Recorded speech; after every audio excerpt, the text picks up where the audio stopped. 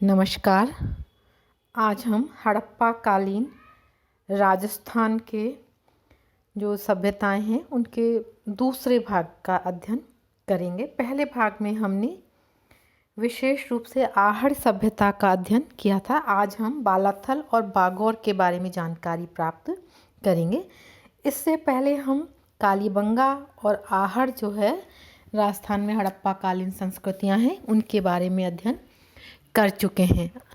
बालाथल उदयपुर शहर से लगभग 42 किलोमीटर दक्षिण पूर्व में वल्लभनगर तहसील में स्थित है। यहाँ पर बालाथल ग्राम के पूर्वी छोर पर एक बड़ा टीला है जो लगभग 5 एकड़ क्षेत्र में फैला हुआ है। इस टीले के उत्खनन का कार्य मार्च 1993 में प्रारंभ हुआ था। इसका नेतृत्व प्रोफेसर वी.एन. मिश्रा ने किया था और उनके साथ V S. Shinde, doctor R K. Mohante और डॉक्टर ललित पांडे थे। इस टीले का दक्षिणी भाग नीचे की ओर धंसा हुआ है। संभव है प्राचीन काल में वर्षा के कारण यह भाग धंस गया हो और तथा यह भाग खेती के लिए और यहाँ के निवासियों के लिए जल स्रोत रहा होगा। पानी की उपलब्धता के कारण ज़मीन उपजाऊ हो गई और चरागाह भूमि भी उपलब्ध रही होगी और इसी ने यहाँ पर ताम्र पाषाण युगीन लोगों को बसने के लिए आकर्षित किया होगा। बालाथल के उत्खनन का जो कार्य है लगभग 1400 वर्ग मीटर में किया गया। स्तर क्रमानुसार यहाँ पर 22 परतों की पहचान की गई है। आवास के प्रमाण तो यहाँ नगण्य हैं। प्रथम 4 स्तर जो हैं वो ऐतिहासिक युगीन भंडार हैं तथा शेष ताम्र पाषाण युगीन भंडार हैं। उत्खनन से ज्ञात होता है कि टीले का मध्य भाग पूर्व ऐतिहासिक लोगों से आबाद रहा था। प्रारंभिक ताम्र पाषाण युगीन लोगों ने टीले के दक्षिणी भाग में अपने आवास बनाए थे। पुरातत्ववेत्ताओं ने बालाथल की ताम्र पाषाण युगीन सभ्यता के मध्य भाग का समय 2350 ईस्वी पूर्व निर्धारित किया है। बालाथल में उत्खनन में हड़प्पा संस्कृति के समान मृद भांड पाए गए हैं। अतः अनुमान किया गया है कि हड़प्पा के लोगों से इनका निकट का संपर्क होने के कारण यहाँ के लोगों ने पत्थर और मिट्टी की ईंटों के बड़े बड़े मकान बनवा लिए थे। मृदभांड व मकानों के अलावा यहाँ से प्राप्त होने वाले तांबे के औजारों पर हड़प्पा संस्कृति का प्रभाव स्पष्ट दिखाई देता है। खुदाई में ऐसे भी संकेत मिले हैं कि बालाथल में ताम्र पाषाण युगीन लोगों ने 2700 ईस्वी पूर्व के आसपास स्थिर जीवन शैली अपना ली थी। अब हम इस संस्कृति की जो अन्य विशेषताएं हैं उन पर दृष्टिपात करते हैं। विविध मृदभांड, मध्यम बहुमूल्य पत्थर के मनके, पकी हुई मिट्टी की मूर्तियाँ, पशु आकृतियाँ, ताम्र उपकरण तथा यहाँ के लोगों का आर्थिक जीवन कृषि, पशुपालन तथा मछली पकड़ने के व्यवसाय पर आधारित था। बालाथल के ताम्र पाषाण युगीन मृदभांडों के अवशेषों को 2 भागों में बांटा जा सकता है, परिष्कृत और अपरिष्कृत। परिष्कृत मृदभांडों में प्यालियाँ और कटोरे हैं। ये मृदभांड काले, लाल काले रंगों वाले हैं। लाल व काले मृदभांड आहड़ के मृदभांडों की तरह ही काली पृष्ठभूमि और ऊपर से सफ़ेद रंग से रंगे गए हैं, लेकिन आहड़ और बालाथल के बर्तनों में मिट्टी के बर्तनों में थोड़ी भिन्नता है। जहाँ आहड़ के मिट्टी के बर्तन मृदभांड लगभग 70% अलंकृत हैं, जबकि बालाथल जो कि केवल 40 किलोमीटर पूर्व में है वहाँ पर केवल 8% बर्तन ही अलंकृत हैं। आहड़ में पतली मोटाई के बर्तनों की संख्या बहुत कम पाई गई है, जबकि बालाथल में ऐसे बर्तनों की संख्या बहुत अधिक है। बालाथल में अपरिष्कृत मृदभांड अपरिष्कृत मिट्टी के बने हैं, आग में पूरे पके भी नहीं हैं। इनके किनारे भूरे व लाल रंग के हैं। इस अपरिष्कृत श्रेणी में गोलाकार मिट्टी के घड़े विभिन्न आकारों में अधिकता से पाए गए हैं। यहाँ से जो खुदाई हुई है उसमें तांबे के औजार भी मिले हैं, जिनमें गंडासे, चाकू, उस्तरे, चूलदार बाणों के अग्रभाग मुख्य हैं। उत्खनन में मिट्टी की बनी हुई सांड की आकृतियां भी पाई गई हैं। विद्वानों का अनुमान है कि ये आकृतियां पूजा के लिए बनाई गई होंगी।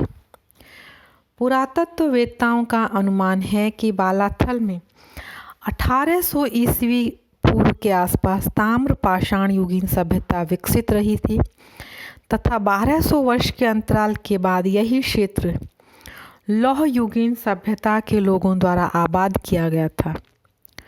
लौह युगीन अवशेषों में कुछ पत्थर के ढांचे प्राप्त हुए हैं। 2 पाइप के ऐसे टुकड़े मिले हैं जो भिन्न भिन्न स्तरों के हैं तथा नलकूप पूर्व ऐतिहासिक युग में जल निकासी की सूचना देते हैं। ऐसे ही नलकूप राजस्थान के अनेक भागों में पाए गए हैं। खुदाई में एक कपड़े का टुकड़ा भी प्राप्त हुआ है। हाथ से बुने उस कपड़े का समय 5वीं शताब्दी ईसा पूर्व का है। इस प्रकार बालाथल राजस्थान का बैराठ के बाद दूसरा स्थल है जहां कपड़ा प्राप्त हुआ है। उत्खनन में तांबे के सिक्के भी प्राप्त हुए हैं। उन सिक्कों पर हाथी और चंद्रमा की आकृतियां खुदी हुई हैं। ये सिक्के संभवतः प्रथम शताब्दी ईसा पूर्व के हैं। पूर्व ऐतिहासिक काल के भूरे रंग के मिट्टी के बर्तन, घड़े, चूड़ियाँ तथा पशु आकृतियाँ भी पाई गई हैं। खुदाई में लोहे के औजार भी प्रचुर मात्रा में पाए गए हैं। ये सभी औजार तीसरे स्तर से प्राप्त हुए हैं। इसी स्तर पर लोहा गलाने की भी यहाँ पर 5 भट्टियाँ मिली हैं। चौथे स्तर पर केवल राख दिखाई देती है। यहाँ की शासन व्यवस्था और अर्थव्यवस्था के बारे में अभी कोई सुस्पष्ट जानकारी नहीं है। खुदाई का कार्य यहाँ भी जारी है। संभव है आगे चलकर हमें इसके बारे में कोई जानकारी प्राप्त हो सके। अब हम बनास की ही एक और संस्कृति बागौर की जानकारी प्राप्त करते हैं। बनास कांठे की सभ्यता का एक अन्य केंद्र था बागौर। बागौर राजस्थान के भीलवाड़ा नगर से लगभग 25 किलोमीटर की दूरी पर बनास की एक सहायक नदी कोठारी के किनारे पर स्थित है। कोठारी नदी के तट पर यहाँ वहाँ छोटे बड़े टीले विद्यमान हैं। इसमें से एक टीले का उत्खनन कार्य 1967-68 में डॉक्टर वी.एन. मिश्र, डॉक्टर लेशनी, पूना विश्वविद्यालय एवं राजस्थान पुरातत्व विभाग के सहयोग से संपादित किया गया। यह टीला कई वर्ग एकड़ क्षेत्र में फैला हुआ है और नदी की सतह से लगभग 10 मीटर ऊंचा है। यहाँ की खुदाई में प्रस्तर उपकरण, ताम्र उपकरण, लोहे के औजार, मृत भांडों के अवशेष, आभूषण, पशुओं की हड्डियाँ, फर्श, दीवारें, मकानों के अवशेष आदि मिले हैं। ये उपकरण तथा सामग्री विभिन्न कालों की है और इनसे स्थानीय संस्कृति और जीवन के स्तर पर पर्याप्त प्रकाश पड़ता है। यहाँ पर पत्थर के बने हुए काफ़ी उपकरण प्राप्त हुए हैं। इन प्रस्तर उपकरणों को काल विभाजन की दृष्टि से 3 भागों में विभाजित किया गया है। पहला काल 3000 वर्ष पूर्व से लेकर 2000 वर्ष पूर्व, दूसरा 2000 वर्ष से 5000 ईसा पूर्व और तीसरा 500 ईसा पूर्व से ईसवी सन के प्रारंभ में है। इन औजारों का निर्माण स्फटिक, क्वार्ट्ज और चार्ट राम कैकाश्म पत्थरों से किया गया है। इनमें प्रमुख हैं आंतरक, पृथुक, फ्लेक, फलक, ब्लेड और चिप अपखंड। इनका आकार प्रकार छोटा है और इन्हें माइक्रोलिथ कहा जा सकता है, लघु पाषाण उपकरण। इन उपकरणों की लंबाई 1 सेंटीमीटर से लेकर 4 सेंटीमीटर तक है। इनमें नोकदार तीखे धार वाले फलक बनाए जाते थे जिन्हें संभवतः किसी लकड़ी या हड्डी के बड़े टुकड़ों पर लगा दिया जाता था। मछली मारने, जंगली जानवरों का शिकार करने, छीलने, छेद करने आदि कामों में इन उपकरणों का उपयोग किया जाता था। तो ये जो पाषाण उपकरण मिले हैं, उनसे यह अनुमान कर सकते हैं कि अति प्राचीन काल में यहाँ के निवासियों का मुख्य उद्यम आखेट करना तथा कंदमूल एकत्र करना रहा होगा। ये लोग अपनी आवश्यकता अनुसार इन उपकरणों का स्वयं ही निर्माण या उपयोग किया करते होंगे।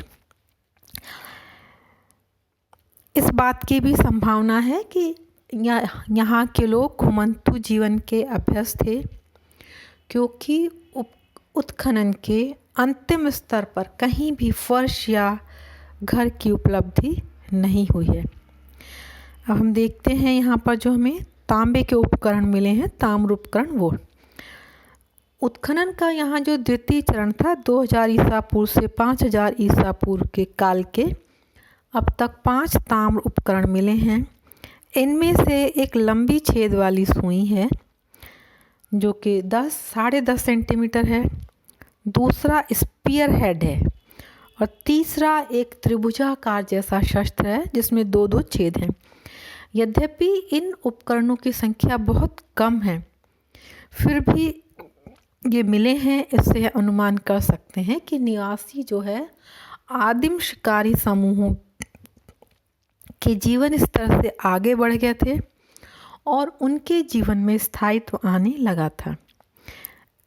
इस स्तर पर हमें मकानों के अवशेष भी प्राप्त होते हैं। बागौर की खुदाई में पशुओं की हड्डियों के बहुत से टुकड़े मिले हैं, लेकिन इन हड्डियों का आकार इतना छोटा है कि यह नहीं कह सकते कि किन पशुओं की हड्डियां हैं। विद्वान गाय, बैल, हिरण, चीतल, सूअर, गीदड़ आदि की मानते हैं। अगर यह अनुमान सही है तो संभव है यहाँ के लोग मांसाहार करते हों और कृषि कर्म से भी परिचित हो गए। तृतीय काल में हड्डियों की कम उपलब्धता से यह माना जाता है कि यहाँ के लोग धीरे धीरे कृषि की तरफ अधिक ध्यान देने लगे थे और संभवतः पशुपालन भी उनका एक व्यवसाय बन गया था। खुदाई में 5 मानव अस्थि पंजर भी मिले हैं, जिससे कि यहाँ की संस्कृति के लोग शव का निपटारा कैसे करते थे उसके बारे में जानकारी मिलती है।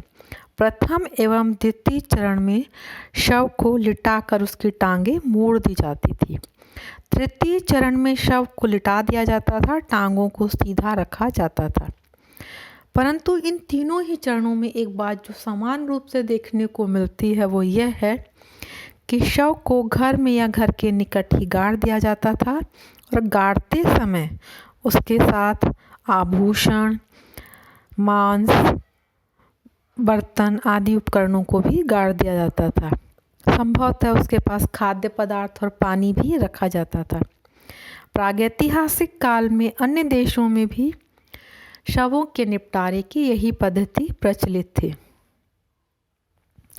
तृतीय चरण के एक कंकाल पर ईंटों की दीवार भी मिली है जो कि समाधि बनाने की द्योतक है। मिट्टी के बर्तन द्वितीय और तृतीय चरण से संबंधित मिट्टी के बर्तनों के अवशेष भी मिले हैं। इन बर्तनों का रंग मटमैला है, जल्दी टूटने वाले हैं। इनमें दैनिक जीवन में काम आने वाले बर्तन जैसे कटोरे, लोटे, तश्तरियाँ, थालियाँ आदि हैं। तंग मुंह के घड़े और बोतलों के रूप में बहुत बड़ी संख्या में बर्तन मिले हैं। अनुमान लगा सकते हैं कि बागोरवासी खाद्य पदार्थों व संग्रह के विविध तरह के उपकरण बनाने लगे थे और विकसित सभ्यता की ओर कदम बढ़ाने लग गए थे। लेकिन इन बर्तनों में कोई अलंकरण नहीं है, केवल रेखाओं का चित्रण है और ऊपरी भाग पर लाल रंग लगा दिया और अंदर का भाग काला ही है। बर्तन हाथ से बनाए गए प्रतीत होते हैं। तृतीय चरण के भांड जो है चाक से बनाए गए प्रतीत होते हैं। इस चरण के भांड पतले व टिकाऊ होते थे। अब है आभूषण। बागोर सभ्यता के 3 चरणों के आभूषण मिले हैं। इससे पता चलता है कि यहाँ के लोगों को शुरू से ही आभूषणों के प्रति आकर्षण था। ये आभूषण मोतियों के हार अथवा मालाओं के रूप में अधिक दिखाई देते हैं। इनको धागे में पिरोकर पहना जाता था। ताम्रपट भी हार के लटकन के काम करते थे। खुदाई में कोई विशेष किस्म के आभूषण नहीं मिले हैं। जहाँ तक मकानों के अवशेष की बात है, द्वितीय और तृतीय चरण के काल से संबंधित कुछ मकानों के अवशेष भी मिले हैं, जिससे उनकी भवन निर्माण शैली का हमें ज्ञान होता है। मकान पत्थर से बनते थे। समीपवर्ती कोठारी नदी के चट्टानों के पत्थरों को चपटे और चौड़े आकार में दीवारों में चुना जाता था। नदी में उपलब्ध गोल पत्थरों को भी दीवारों में लगाया जाता था। घर की फर्श की पत्थरों को जमाकर समतल बना दिया जाता था। पत्थरों की चिनाई में चिकनी मिट्टी के गारे का प्रयोग किया जाता था। घरों के फर्श पर छोटी मोटी अनेक हड्डियों के टुकड़े और पत्थर के हथौड़े मिले हैं। इससे विद्वान ये मानते हैं कि यहाँ के निवासी इन दोनों कालों में, द्वितीय एवं तृतीय काल में, मांसाहारी हो गए थे। इन्हीं घरों से मिट्टी के बर्तनों के टुकड़े, लोहे और तांबे के औजार मिले हैं। मकानों के आकार प्रकार आदि के बारे में विशेष जानकारी हमें नहीं मिल पाई है।